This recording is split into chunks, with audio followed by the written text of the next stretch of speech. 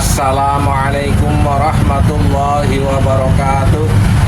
Saudara-saudaraku sebangsa dan setanah air, ada kesepakatan di antara para kiai yang tidak tertulis di kalangan NU terkait dengan baik di tingkat pusat sampai minimal di tingkat cabang. Yang pertama, posisi Suriah agar tidak diisi oleh para Khabib Dobolowi.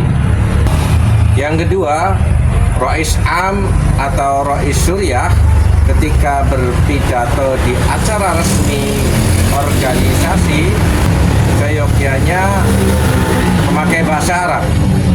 Dan ini pula yang dicontohkan oleh Hadratus Syekh Kiai Haji Hasyim Asy'ari, Muqaddimah yang dijadikan qanun asasi dan juga khutbatul wada pada Mei di Madiun 1947, muktamar terakhir yang beliau ikuti yang terkenal dengan judul Ihya'u Amalil Fudhala, terkait dengan para Khabib untuk tidak menduduki posisi Suriah.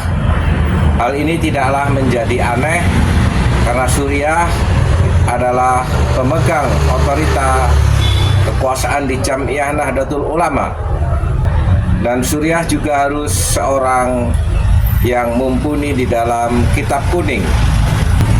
Dari unsur kesejarahan, di awal tahun 19-an posisi Kiai Nusantara berhadapan mendeklirkan sikap politiknya non-kooperatif, menantang perang terhadap penjajah Belanda.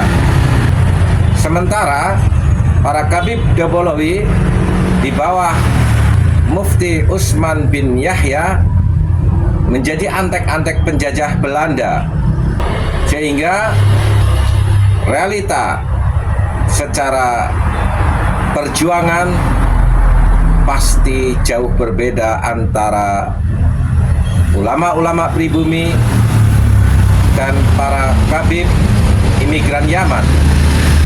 Secara psikologis tentunya dzauq atau ghirah terhadap perjuangan Nahdlatul Ulama akan dimiliki oleh ulama-ulama pribumi, bukan para keturunan imigran Arab yang memiliki sejarah, ideologi, dan genealogi sebagai antek-antek penjajah Belanda.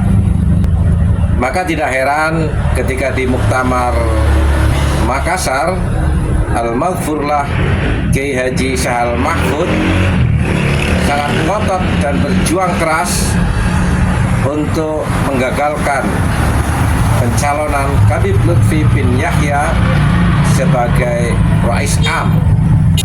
Dengan seluruh kekuatan, tenaga, finansial, dan jaringan, posisi Suriah masih tetap dipegang oleh ulama-ulama pribumi. Dan justru pada hari ini, karena sok superioritasnya dan rasisme para Khabib Dobolowi di bumi Nusantara saat ini rungkat. Masyarakat sudah tidak mempercayai lagi terhadap para Khabib Dobolowi, sehingga sudah tidak memiliki muka untuk tampil, untuk mengklaim, untuk berpose seolah-olah dirinya hebat. Terkait pidato Rais Am atau Suriah minimal sampai tingkat cabang, ada tradisi selalu berbahasa Arab karena bahasa Arab memiliki asalib yang sangat unik, dan itu hanya bisa dipahami di kalangan para Rais Suriah dan anggota Suriah lainnya.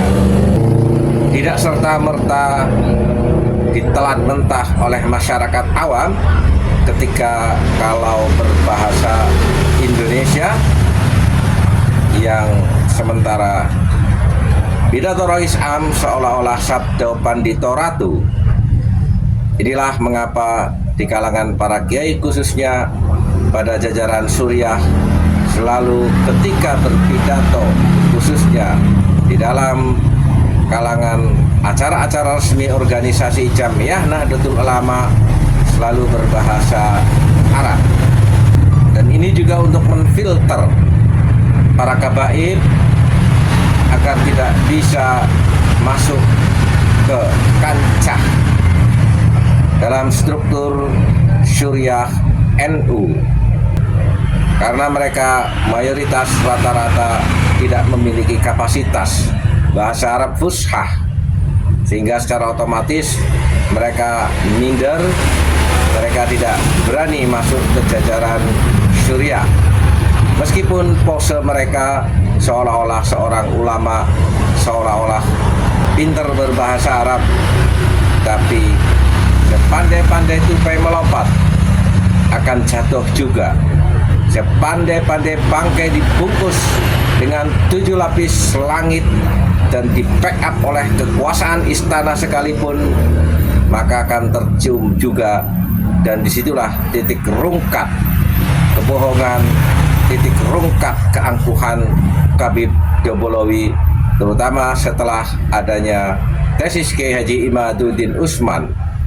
Bersiaplah. Walafu minkum. Wassalamualaikum warahmatullahi wabarakatuh.